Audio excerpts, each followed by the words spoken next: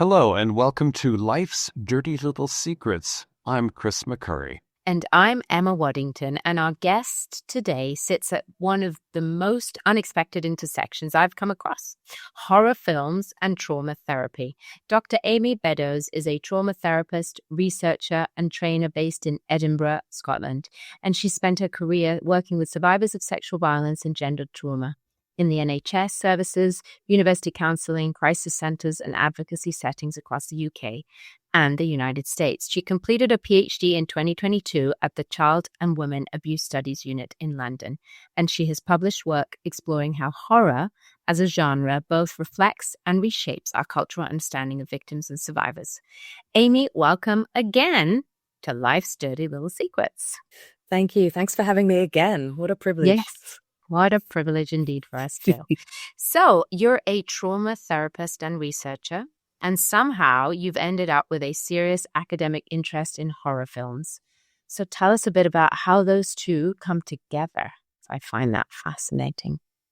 Yes, and I think I probably have to start with being very open about my bias, which is I am a huge horror fan. So that's partly where the interest comes from. But also growing up, when you watch things like horror films or play horror video games, particularly as a teenager, particularly I think being a woman, there's a lot of criticism about why do you watch that? Why do you like that? It's disgusting. And then becoming a therapist, realizing how many other people really engaged with this genre of media, even people who've been through some of the most awful, traumatic, violent experiences, and talk in my sessions quite openly about how they find it cathartic or healing or meaningful. And these two things really seem to sit at juxtaposition to each other, how we see horror, particularly people who aren't fans of the genre, but then what it might be doing for some people who've experienced real life horror. And I guess that's where my interest really came in from there. Yeah, so could you expand on that a bit? Because it makes logical sense that somebody who has experienced horror wants to turn away and avoid things that elicit disgust, distress. It would make sense. And yet you found that the opposite is true. Definitely in some cases. And I think I always have to be mindful of talking, like with anything in therapy, about the kind of individualized nature. And I guess being a horror fan, maybe when clients mention horror, I'm much more likely to go down that route because partly I'm interested and partly I'm like, oh, what have you seen? Was it good? Tell me about it. So it's quite a nice rapport building sort of pathway as well. But over the last, particularly the last sort of 5-10 years, I think when the genre of horror film has become arguably a lot more feminist and a lot more diverse in terms of representation, both the kind of acts that are represented in it, but also the people creating and starring and writing in it. I've seen more people talk about shows or films, and initially that there's some real representation element. So I've had a few people say to me, oh, have you seen, for example, an Australian film called The Babadook? And I've had a few people say, this to me felt like depression. This is how I experience it, is this thing that comes over and you're not yourself and you have to fight it. It's like a physical representation of something very experiential and vague. And these aren't new sort of metaphors. I think a lot of people who write horror or create horror or talk about horror, even the 80s classics like A Nightmare on Elm Street, that's a lot about insomnia and child abuse and terrors coming into your bedroom at night when you're a child and not being believed and horrible things happening, that you can kind of see the obvious metaphor. But for people who've experienced that and have perhaps struggled to be heard or believed or even find the words, being able to say, oh my gosh, I watched this film and that's what it felt like. That's what it was like. It can be so powerful, I think, for people.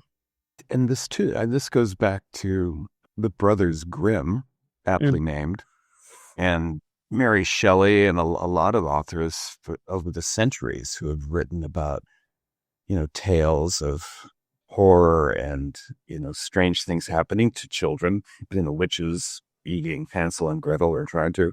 So there does seem to be people are drawn to this in some way.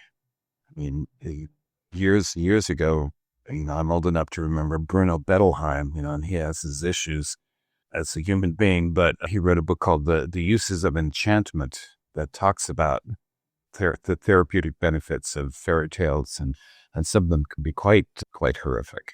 Absolutely. And I think there's a a lot of people have written about this sort of natural curiosity, particularly as children. We have to stuff that's macabre or dark or strange, as you say, fairy tales.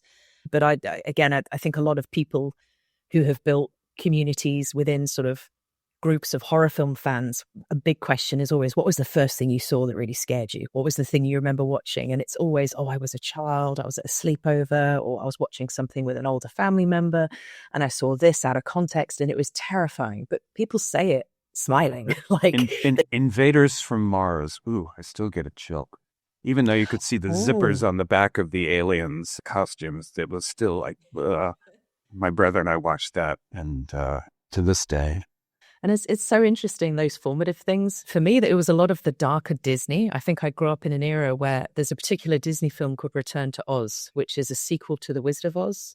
And if anyone, I'm sure anyone who's listening who's seen that film will have had a shudder as I mention it, because it is dark. It has electroshock therapy, these terrifying creatures called the Wheelers. It's a sort of psychiatric fever dream. It's a kid's film. It's terrifying. And if you watch it now, like my friends who are the same age as me, who've got kids, I say to them, oh, you should watch this with your kids. And they're like, absolutely not. I'm not letting my children see this.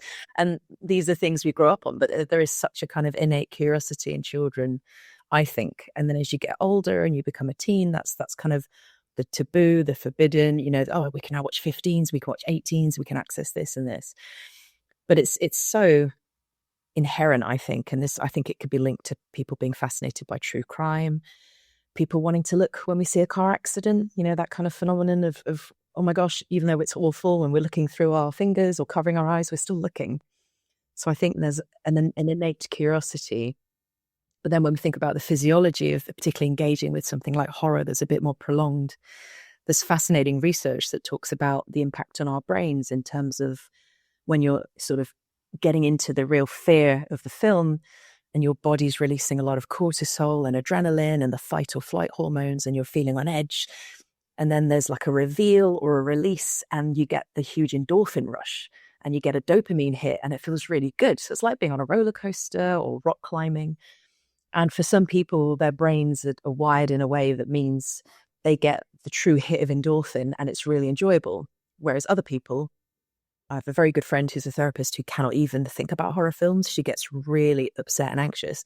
And we've talked about how for her, the adrenaline and cortisol is not worth the payoff. She doesn't get enough endorphin. She just feels horrified and terrified and she doesn't get the kind of release, the catharsis.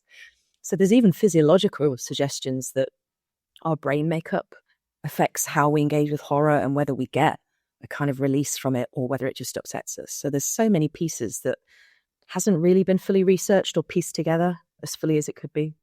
How do you use it therapeutically? Do you take the lead of the client if the client talks about horror movies, in the context of trauma survivors?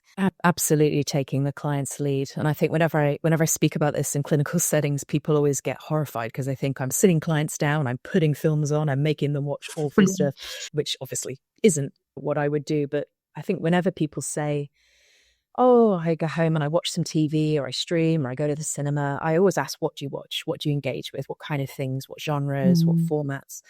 And I find that interesting on many levels, even if it's something that's not horror, even if it's something I don't understand, I'm always interested. And this is probably the cognitive behavioral therapist in me. What do you get out of that? What function does it have for you? I worked with a student last year who was hugely into Korean romantic dramas. Not something I've ever watched. And I had her explain to me what she loved about it. And it made sense to me. And I still haven't watched them, but I came away thinking, oh, I get it. I get what that does for her, the particular, the sort of tone and the music and the mise en scène and the kind of formulaic, but also the big emotion and the drama and the happy ending. Like there's a kind of prescribed pattern that for her is enjoyable and comforting and she gets a lot out of. So I always ask people, what do you watch and what do you get out of it? Why do you like it? And then when people say horror, I'll often say, oh, I'm a horror fan myself. What sort of things? What kind of horror? And then I'll often say, oh, that's interesting. Do you think it's something that you get a kind of emotional or therapeutic experience or benefit from? And most often people will then talk about their favorite horror films or their most feared horror villains or the things that are really meaningful. And that in a way, I think is a kind of slightly more detached way of talking about real experience as well, because it's so much easier to talk about violence in a horror film than violence you've experienced, but you can kind of use a shorthand. And there's, particularly with a lot of the survivors I work with, there's a whole subgenre of horror called the rape revenge horror film, which is basically what it sounds like. Not my favorite subgenre. They're quite hard to watch, but usually the film starts with a really brutal sexual assault, usually against a female character.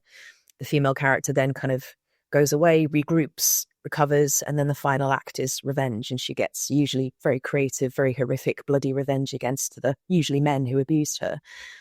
And some people find that incredibly cathartic. And I've had a few clients say, I didn't get justice. The people that hurt me didn't go to prison, didn't get hurt.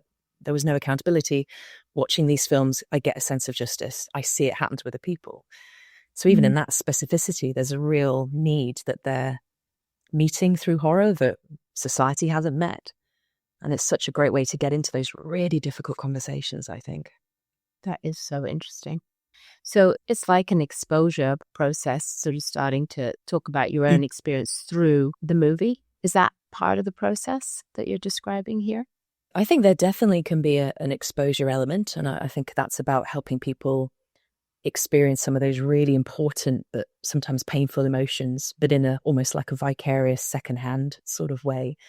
But there's also a language, and there's a great Canadian horror director called David Cronenberg. He's done a lot of big films, The Fly, The Brood, lots of great stuff, if you're into horror, obviously. But he talks about horror being able to show the unshowable and speak the unspeakable. And I think that phrase unspeakable comes up so much when we talk about sexual violence or domestic abuse or child abuse. So I think even being able to see it on screen happening to someone else, and particularly because so much of horror, apart from the really nihilistic stuff, so much of horror focuses on survival.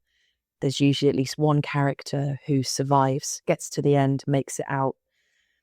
And even though that's sometimes problematic, because I think often in horror, the survivors are shown as overly strong or, almost superhuman in their ability to survive monsters or serial killers or whatever, I think there's still a real hope in seeing people survive and get to the end and continue beyond the terrible events. And I think there's a sort of trope in horror called the final girl, which is essentially that usually a female character has usually seen all her friends killed in terrible creative ways, somehow manages to defeat the killer, and then she gets to go off. And I've had a lot of female clients talk about how meaningful that is, that because a lot of people don't survive, or they feel they can't survive, they can't move on from terrible violence. And there's an inherent hope in these films, even if it's also quite brutal. So I think there's lots of different mechanisms coming into play.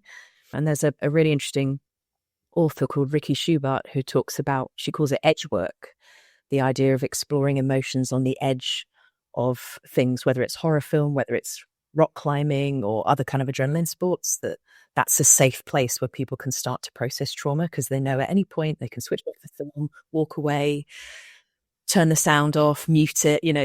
They have control over those feelings. And I think, again, there's a lot in that. Would you ever suggest this? Because it sounds like it could, like from what you're describing for some of the clients that you've worked with, horror movies can actually be really quite therapeutic. Would you ever suggest for someone to watch a horror movie if that's not something that they brought to therapy? Is that ever an intervention? Probably not if that's not something they're already coming with. I've definitely had conversations with clients who've talked about films or TV shows, and I've sort of been able to say, oh, have you seen this? That sounds similar. Or, have you seen other things by the same director? But I probably wouldn't suggest to people who don't volunteer that horror is kind of their thing, because I'm aware of how polarizing it is and how it can also be incredibly, some of the events are distressing. And I know myself, I've watched a lot of films. I know the types of films that I will enjoy and the types I avoid, because there are certain things or certain ways of showing things I am just do not need to see and will not be a good time for me. I know a lot of people in the horror community talk about films that have cruelty to animals as being a kind of hard line. They're like, nope, I will watch 1,000 people massacred, but if one dog is made to feel upset, I'm off. And so I think you have to kind of know yourself and know maybe not exactly your limits, but know what feels comfortable. And I think in therapeutic settings, it's important to kind of recognize people can sometimes use horror, like anything, as an unhealthy coping. It can be a numbing or distracting, or I have worked with people where they've perhaps almost punish themselves by forcing themselves to watch the worst, most extreme, most abhorrent content, almost to prove their mettle. And I've had conversations sort of, you don't have to do that. It's okay to have a boundary and say, I don't like watching this. I don't want to engage. So I think, again, I'd always be led by the client, but I've definitely had conversations where people have recommended things to me and I've recommended things to them because we've got to know each other enough to think, actually, I think you would find this meaningful. Interesting that what you just mentioned, because that's what's happened to me. I have had clients who have watched horror and it's been quite distressing. And it wasn't in a particularly therapeutic way. It was really quite a punitive way. So I think what you're saying is very important, is to recognize that, the function, the purpose, how this is being used. And if it isn't working, if it's actually hurting you in any way, then that's not useful. So in no way is this about, if you have experienced something very distressing, to go off and watch a movie about it. No, absolutely. And sometimes, as you say, that could possibly be the worst thing that you can do. The same way in therapy, if someone's experienced trauma and you go headlong into processing without any kind of safety or stabilization or context building or rapport building, that could be extremely damaging. And I think it's trusting clients as well. And I think this is something I sometimes feel a little defensive of, because I've had people sort of say, oh, you don't let your clients watch horror. And I'm like, well, I don't let them do anything. And it's quite infantilizing to think people who've been through trauma can't handle certain things. And personally, I think some of the media outside of horror is more damaging. I think some of the sort of misogyny and kind of a lot of popular culture or some of the very flippant way that serious issues are dealt with can be more desensitizing, whereas a lot of horror film at least puts a seriousness on what's happening. It is designed to make us feel scared or disgust or angry. We're not watching violence and feeling joy, or, there might be excitement and adrenaline, but there's always an element of this is bad, this should not be happening, rather than this is great, do more of it. So I think it's, as with anything, there's a balance. And one of the things I love about being a CBT therapist is a lot of what we do is that we talk about functional analysis. Is that really exploring, this is something you do as a coping or because you enjoy it. Let's look at what are the pros and the cons. What's the sort of the long-term and the short-term benefit and the long-term and the short-term cost. And it's just the same as with anything else. I work with a lot of students who'll spend hours gaming and they say, oh, I enjoy it. It's fun. It distracts me. But then we'll also come to realize it stops them going to bed on time and they're behind in their studies and they haven't left their flat in 2 days. And you think, okay, so there's an element there where maybe the way you're engaging with it is unhealthy. The media itself isn't the problem, but maybe we can help you also do these other things. So it's not just an unhealthy coping. So I think horror can be seen as similar to any coping strategy in that way. But as you say, Emma, I think it's so important to check in with your client and what their experience is of horror, because I'm also aware of some clients where they've experienced horrific child abuse, and horror film imagery has been used as part of that. As part of to cause fear. And so it's definitely something I would try and approach sensitively and really let the client lead and share with me what feels comfortable and what feels meaningful. So trusting oneself in terms of what you tend to like and not like before leaping into, hey, I'm going to go watch some horror movies. I just don't want any of our listeners to run out and see something that's going to totally freak them out and not be therapeutic. But one of the things that I was reading recently about this was that there's also a shared experience element to it, where often people will watch these movies with a friend or a group of people. And so there's a bit of a buffer there as well, where you've got some other people that are experiencing it with you, and you can, I mean, some of the horror movies that my son and I watch, he's 7, gosh, he's 32, but he and I watch some horror movies that are actually quite funny, because, these filmmakers have to come up with ever more creative ways of dispatching people. And sometimes it can be quite hilarious, while at the same time your blood is hitting the lens of the camera. But to have this shared experience, I think can be therapeutic in and of itself.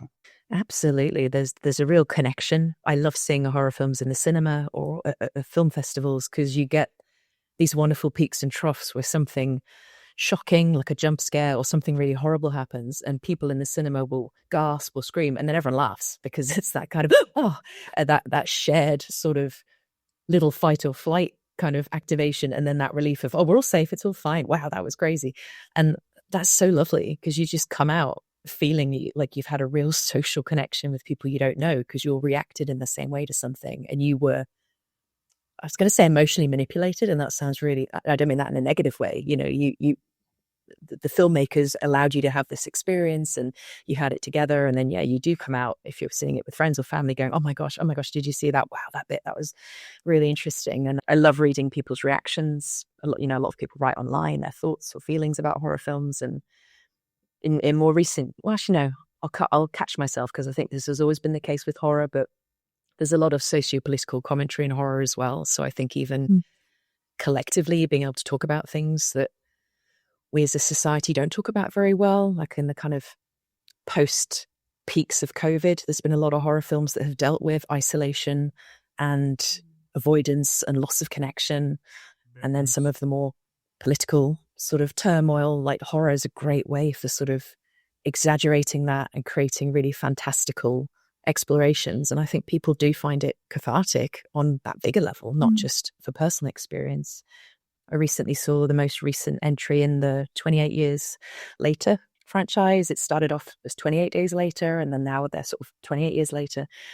And there's a series of bad guys who are dressed up as Jimmy Savile, who in the UK was a hideous, prolific child abuser, hid behind this facade of being this incredible charity giver and this presenter and personality.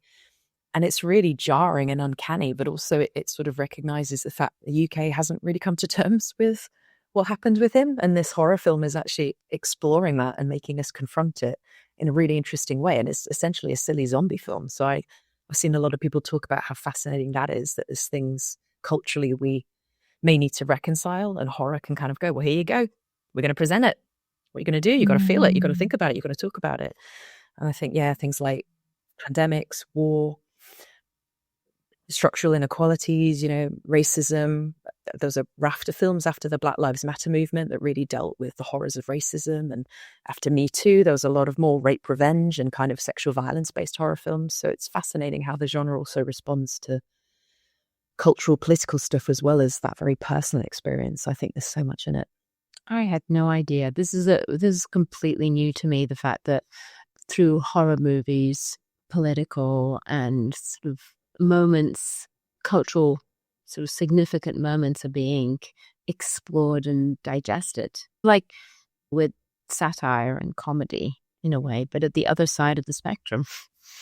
I've always thought about how certain comedians can really say what hasn't been said and express it in ways that, can be quite shocking and disturbing, but because it's humor, it's kind of digestible to an extent, or people can tolerate it. And it sounds like it's something similar with horror. I think so. I think on one level, again, it almost transcends what you feel you should feel, because you're supposed to feel upset or angry or horrified, so they can go there. But I think also there's a lovely sort of language-free nature to horror. I remember reading something about how in Japan, some of the classic British horror films like The Exorcist and The Omen, they love them. They're hugely popular over there, even though they feel, I know The Exorcist is an American, but they feel very Western, very rooted in like Western politics and that kind of structure. Whereas Japanese horror films, again, in the West, we love them. They have the whole J-horror, they're called, things like The Ring and The Grudge, like they're so popular, even though culturally that's a very different sort of lifestyle and way of doing things, but there's still that fear is goes beyond that. It's so primal, and there's something really wonderful about that kind of crossing borders nature of horror. There's a beautiful Iranian horror film called Under the Shadow, which deals with persecution of women, but also oppressive regimes and war.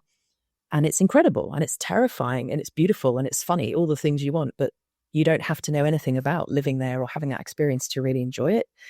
But it's a wonderful way of kind of exploring that and presenting one sort of story from different cultures.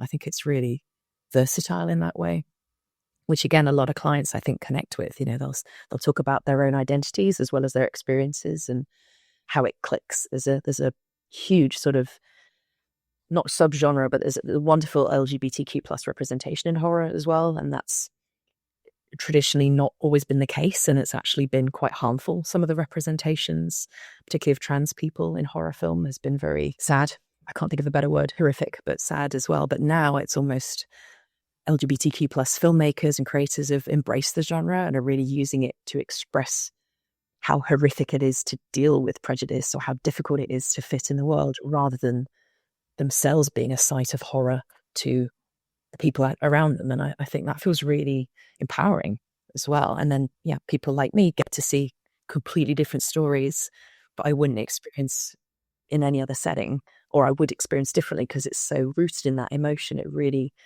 horror more than other genres wants you to feel. It wants you to watch and understand and follow a narrative, but it really wants you to feel it as well.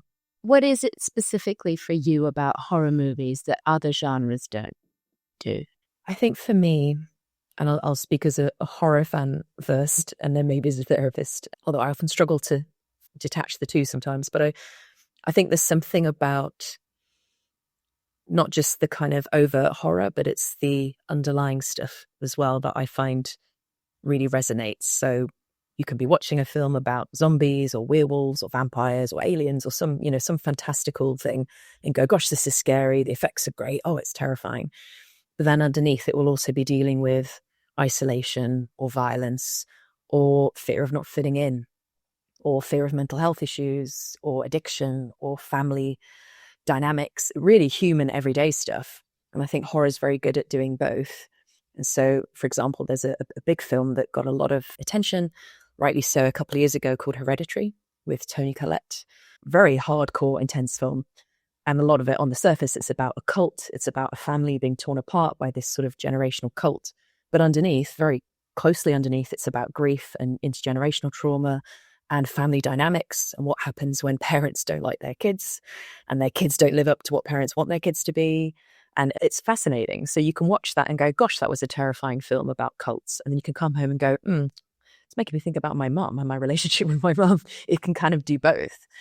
And I love that. And I think that's, whereas if I was to go and watching a film and I knew this is about mothers and daughters and relationships, and I might go, oh, I don't fancy that. That sounds a lot. That sounds like work. But so it's almost not quite an insidious way of addressing these issues, but it can be a safer way, because if it's too much, you can go, I'm just going to pull back and think about the cults. I'm just going to go back and look at the werewolves. I'm not going to go into that deep a bit.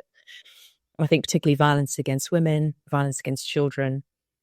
I personally love the Nightmare on Elm Street films. I think they're really funny. I think they're very creative. They're very colourful. They're very silly, but they're really dark. And you can watch that through the lens of child abuse, or you can watch it through the lens of Freddy Krueger being really silly and shooting off puns, and everything's sort of heightened reality and exaggerated. So you can kind of switch gears depending on where you are. Again, as a therapist, I think it's really powerful to give people a language. It's not horror, but this is an example that came to mind most recently. There was a Netflix show called Baby Reindeer that got a lot of hype, and it was very popular. And there's a lot to it, but one of the main storylines is a man who's abused by a man who's at a senior position in terms of employment and has a lot of privilege and power over him. And I've had a few younger men come to counseling and talk about, there's a lot I want to speak about, and there's a lot that I've had on my mind. And then they'll say, oh, have you seen Baby Reindeer? And that's almost a shorthand for what they really want to talk about. And it's given a kind of an easier way in. And I think other horror films can do similar things. Like I've worked with Black clients who've talked about Get Out, film by Jordan Peele, amazing film. And there's a scene where the main character, he's hypnotized by this white family, and he's put into this kind of limbo state where he has no control over his body, no control over his mind. And they call it the sunken place. And I've had Black clients who've spoken about, that really resonated, because, sometimes when Black people are in a very white environment, whether it's a workplace or a social sort of outing or a social environment, you almost feel that's where you are. You've kind of been subsumed as a Black person, and you kind of have to recognize the whiteness around you and respond accordingly. And that's like the sunken place. So it's created this wonderful shorthand for something really complex and deep but people can talk about it more freely because it's helping articulate, again, speak the unspeakable. And in therapy, I think that's wonderful. And I think that I've had a few clients where they've spoken about particular films or genres, and I've just had a sense, I feel we're working towards a disclosure of something really difficult. And I feel the films and things you're mentioning are kind of little arrows pointing in the direction of where we're going. Films that do feature violence or sexual violence. And I'm like, okay, we will go there as slowly as it takes and we'll follow the breadcrumbs. And when we're ready to be there, we'll be there. And if not, we will stay where we are. But I think there's so much to it as a tool for clients and also therapists to kind of be curious. And that's why, again, I come back to the idea of, what do you watch? Why, which particular films or which particular genres? What do you like about it? What are your favorites? Tell me about them. You can get so much out of where your client's coming from by what can feel like a really surface level question. And the same with video games, I think music, social media. I have a few clients, one in particular, who she'll send me memes that explain how she's feeling. And it's like an encapsulation of an image and a comment and maybe music. And to her, that is an easier way of expressing where she is at the moment than if she was to write it down or try and speak it. So I think so much of media is underused in therapy, and horror particularly, because it does go to those darker places where a lot of us look away, and that's the nature of horror, right? It's forcing us to look at the stuff that we'd probably rather not look at. And in horror film, hopefully that's just a creative, ridiculous special effect or something really creepy and spooky. But in real life, obviously, that's the really tough stuff that we do need to look at safely and in a contained, controlled way in therapy. So much of this reminds me of, play therapy and with young children and a couple of dolls in the dollhouse enacting some event or a drawing that a child does where they can get some distance from the feeling, or just black crayon on a piece of paper. I've been there. That's how I feel. So, the younger kids have their own ways of expressing these things and working through some of this stuff and reclaiming the narrative. I think it's not too much of a stretch to sort of consider horror as being a more adult form of play therapy, because and in particularly if you're in some of the communities that I'm part of, it's not just the film, it's people dress up. They like to be their horror characters, not just at Halloween, but they'll go to conventions and film festivals. There's a real sort of desire to be part of it. And sometimes that'll be the villain and sometimes that'll be the hero or the victim. But there's a real play element there that I'm sure, other genres, perhaps superhero genres have that as well. But horror feels very niche, and a lot of in-jokes and a lot of that kind of tight referencing within the in-group feels, you feel really, again, that social connection as well. Someone in a forum makes a horror joke and you're like, I get that. Oh my gosh, we're all on the same page. We're speaking the same weird language. It's like any kind of form of acceptance and belonging. But I think it does come with more play, perhaps than other genres will allow, just by the nature of it as well. Expressing our shadow sides. For sure. And I wish one of my friends, the one I mentioned who's not a horror therapist, she's a Jungian therapist, and she talks about this with me, and I wish I could get her into horror because she'd have so much to say. I think she would be so fascinating to listen to, but it would traumatize her, bless her, so I wouldn't put her through that. Oh yeah, I mean all the archetypes are being represented in me. Yeah, there are a lot of in-jokes. I know. I mentioned my son is into Stephen King and a lot of these horror films, and when you watch like David Cronenberg or it was Sam Raimi, is that the other director? That little Easter eggs appear, little winks in the movies that reference previous movies, and it does become a very social event among the aficionados of these films and a particular director. And actors as well. I think the horror communities get really excited when we feel we've got one, when we've kind of drawn a big name actor over to the dark side. And I saw it, I think it was at the Oscars this year, as a British actor called Jack O'Connell, who's been in lots of great things. I think he started off in Skins and Euphoria. He was in 2 of the biggest horror films last year, Sinners, and then this 28 years later. And he went to the Oscars wearing fake vampire teeth and like showing off his smile. And I thought, yes, we've got him. He's one of us. He's just going to do horror now. We got Jack. And Toni Collette's another one. People get really excited and they get really passionate about having these people in our team. And I think some of that does come from feeling quite maligned as a horror fan. You know, as I said, even being a woman, oh, you don't like that stuff. That's gross. That's weird. Why do you watch that? Even though some of the research out there says that more than half of horror audiences at the cinema are women. So more women than men engage actively with horror. And the kind of instinctive, intuitive response is why? It's all men killing women. Why would women want to see that? And I guess women who are fans of horror would say it's way more than that. But also, well, that might be part of the reason. Again, there's something cathartic and representation and seeing interesting and creative forms of justice or survival or resilience or resistance. There's something powerful there that you don't get in the day-to-day life, I think. Yeah, what is that? Because there's definitely a bit of a stigma around watching horror, like you just named, that why would people be drawn to seeing horrible things happen? Why would you want to see something that is others harming others? I sometimes get those questions around the work that we do. How do you sit with so much pain? And so what do you think that stigma is about? I guess there's something around the subversion.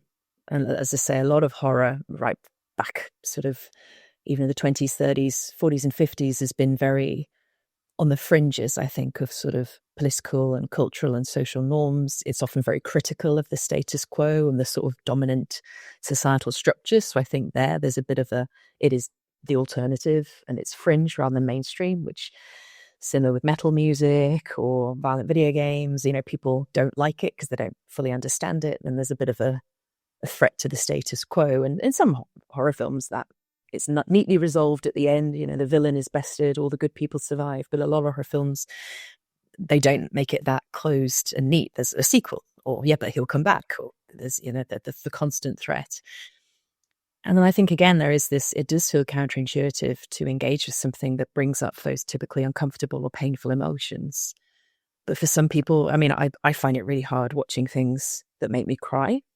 And it's a running joke in my family, particularly with my nephews. I don't like watching Pixar films because I find them really emotionally upsetting. You know, the beginning of Up, devastating. And really, I don't like feeling really sad when I'm watching a film. So for me, that's an emotion that's uncomfortable. I don't feel that about fear or tension or anxiety or horror or disgust or shock.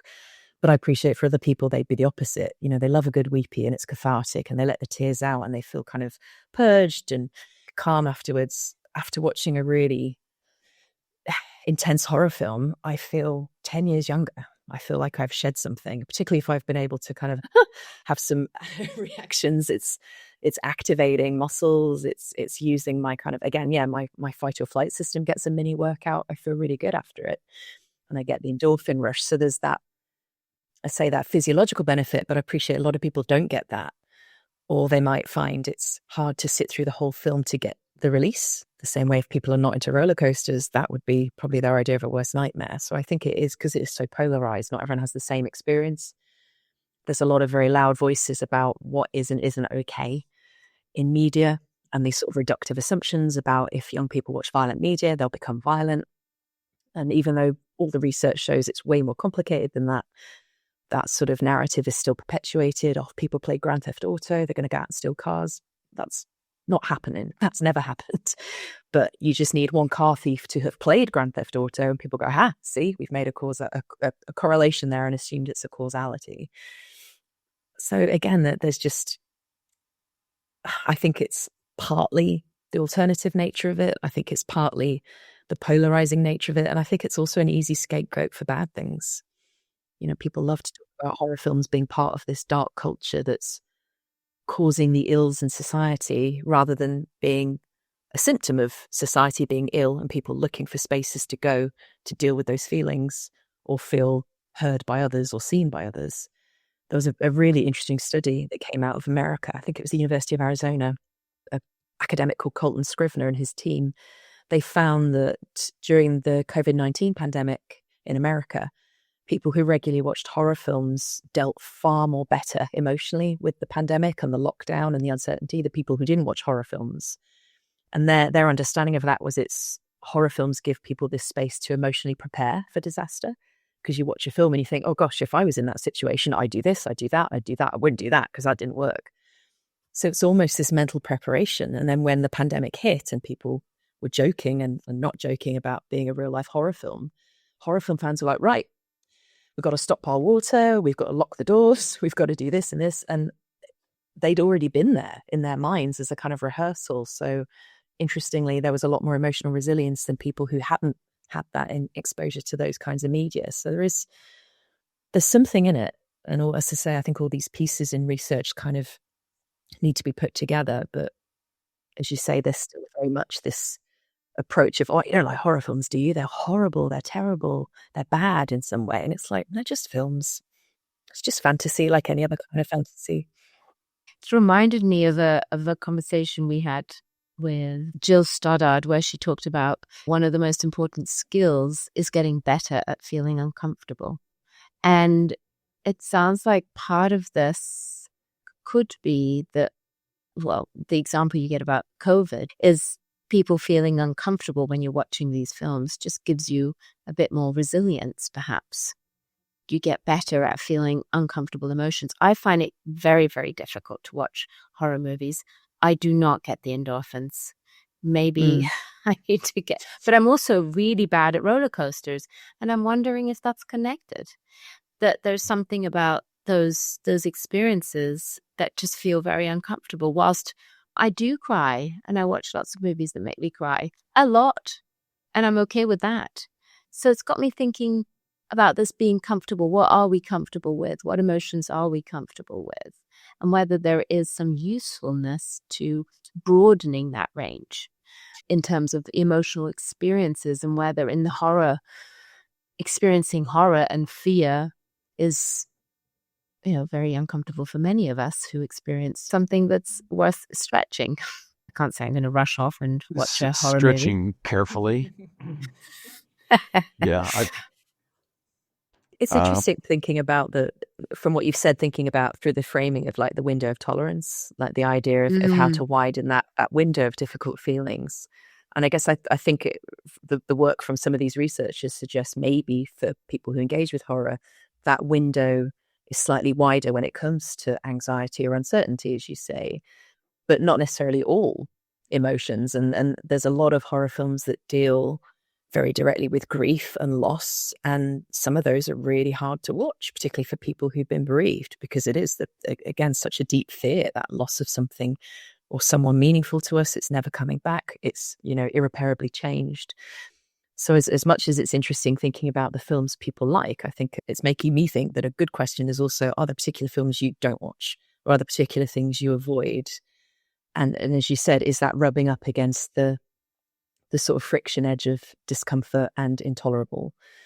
And that it's useful to know. I'm not suggesting pushing it, but just like anything in the window of tolerance, if we can widen some of that to the point we can then deal with the everyday of the stuff that's causing us stress or upset and still function, then horror could in theory be one area. The same way for me, I probably do need to watch more Pixar films and deal with that, whatever's going on there for me, of discomfort, of sadness. And I think it's a risk of this becoming Amy Talks Therapy on a podcast. I think it's the discomfort of being upset in front of other people as well. Being, where it's with horror, it's lovely to kind of be scared around other people. The thought of crying in front of other people to me feels very different. So that's a curious thought. Whereas I'll happily scream and be ridiculous in the cinema with others. That's a good point. And it's just made me think of, clients in the past who do avoid any material that reminds them of their history. And part of the journey has been starting to get more comfortable being evoked in certain ways. Maybe through reading a book. Books feel, slightly less sort of provoking, and then movies. But it's not because we want them to see the movies, is we want them to start experiencing certain emotions, because not experiencing those emotions is getting in the way of life. So I can see how that, could get you to relate to it. And the life's dirty little secrets lawyers that we don't have are whispering in my ears saying, tell people to approach this carefully. Oh, yes. Don't just go out and Yes. rent, Yeah. some horrific movie because, maybe I need to experience this more. I would say where is this showing up, as you mentioned, Amy, in my day-to-day life, that maybe I need to stretch a little bit, and then what would be the means for stretching that? Absolutely. And it's always it's again always got to be driven by what feels comfortable and ready for the client. Again, as with any therapeutic work, I'd argue. Yes. And it's about making your life more meaningful. It's not white knuckling. It's building a better life. I know we had a previous conversation that I wanted to refer back to around victim blame. So obviously we're coming up to wrapping up, but I was wondering, how does this interest in horror movies connect to your other interests around victim blame? Is there a connection there? I think so. I think working with survivors, both in therapy, but also in my research, when people have mentioned films that have been really meaningful to them, particularly in relation to violence, a common thread that seems to come up is the horror film either reflects their experience. So she wasn't believed, she was told it was her fault, she was dismissed, she wasn't helped. And that feels validating at how bad their experience was, because it's a horror film. This isn't a romantic comedy. What you're seeing is supposed to be terrible. So if you're seeing your own experience represented, society's kind of saying that was terrible and that shouldn't have happened. That's awful. But also they can see, people have talked about seeing the opposite, where there'll be a film where a terrible act of violence happens and the main character's friends or family rally round and say, right, we're all on your side. We're all going to go get revenge for you. This is terrible. This can't happen. Or they band together, or they are believed. And it's interesting that a lot of horror films that feature children as the protagonists, there's often that element of, well, the parents don't believe us, the adults don't. So we've got to do this as a group of kids. We've got to scrap together and figure this out. And it is that sense, again, of being seen and heard and supported and connected. I think for a lot of people, sadly, when they do tell friends, family, authorities, professionals about sexual violence or domestic abuse, they're not believed or supported. People don't rally around. It's very lonely and isolating. So I think it can be so powerful to see that happen to a character we've also been encouraged to empathize with and go, well, she was strong and she was great and she was just living her life and this awful thing happened and I feel terrible for her. Maybe I should feel that way for me.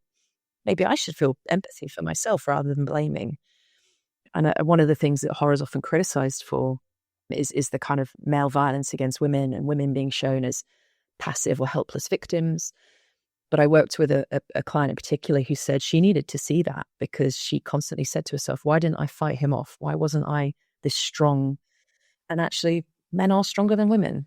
That is, in the most part, a physiological reality. So to see films where a woman was overpowered by a man, she needed to see that. And that helped her stop blaming herself. So I think it's so linked in, and it also shows a lot of the social context. Like it's an on-running joke I have with friends who are also therapists, but therapists, psychiatrists, any kind of mental health professional in horror films, we're usually the bad guys. We are not a good force in horror film. If we're not outwardly the villains, we are not believing or helping the victims. But that's an interesting comment on how healthcare, criminal justice, social care institutions often don't help. And they're often not just unhelpful, they're an active obstacle. The classic, something like Halloween. Laurie Strode runs to the police and says, I'm being chased by this guy in a mask. And they're like, no, you're not. Go home. That's not a million miles away from what happens now when people report violence. So I think there is a validation there that does unfortunately fit real life experience. And I think some people do need to see that to feel, validated, for want of a better word. Hannibal Lecter was a psychiatrist. He was.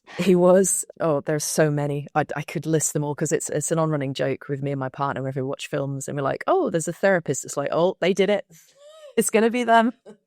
And it always is. It always is. Yeah, we're not very well represented generally. I don't find that many films represent our job particularly well. And I feel it's deeply protective, because I think if anybody watching thinks that this is the job we do, they'll never come and see us. It's like, I'll never want to see a therapist. They're usually quite patronizing, minimizing. Yeah. Or no boundaries, and they get involved in the plot. No boundaries. They get involved with the character and start doing the investigation or whatever. It's ridiculous. Yes, so true. Final thoughts? I think as you said, and it's interesting, whenever I talk about horror in a therapeutic sense, I think more than any other clinical discussion, we feel we have to have this disclaimer about, we're not telling you to go and watch horror. This is all very individual. But if you ask someone who watches horror, maybe just thinking about the kinds of things you're drawn to, what resonates with you, why, and for therapists to perhaps just hold more of a curiosity, even if you have your own aversion to this. I've sat with clients and had them tell me why K-pop is the greatest form of music in the world. And I've said, you're going to have to explain it to me because I know nothing. And I have a very sort of patronizing view of it. And then by the end of the session, I'm going home streaming stuff because I'm so excited to hear what they've been talking about and to get the sort of the reckoning that they have from it and that resonance. So I think it's if we do have assumptions and biases as therapists, as of course we do about everything, just to kind of hold that lightly if we can, because there might be something really meaningful. And just because somebody's engaging with horror, it doesn't necessarily mean there's a harmful function. It could actually be incredibly meaningful. And one of the women who took part in my research, she spoke about a particular film and she said that helped her make more sense of what she'd been through than anything else, because it didn't pull any punches. It showed how terrible it was. And there was an outcome that felt meaningful for her. And to me, that said it all, really. I thought it does. And it provides a function in society that nothing else consistently does, unfortunately, particularly for survivors of violence. Amazing. Thank you so much. It's really got me thinking. I'm not somebody who talks a lot about movies in therapy, but I think I'm going to become more curious because it feels like it can be quite informative and therapeutic in ways that I haven't been curious about before. So yes, thank you very much. This has been fascinating. I've learned a lot. I'll see if I can get more comfortable watching horror. If you want any recommendations of like a horror starter pack, I will happily send them over. Like a hierarchy. Please do. We'll include those in the show notes. We'll have a little intro to horror, and I would suggest don't start alone, but find a friend to watch them with. Yes, and a duvet. Yes, and have that pause button ready. Yeah. Oh my God! goodness, as soon as it's too much, tap out. It's.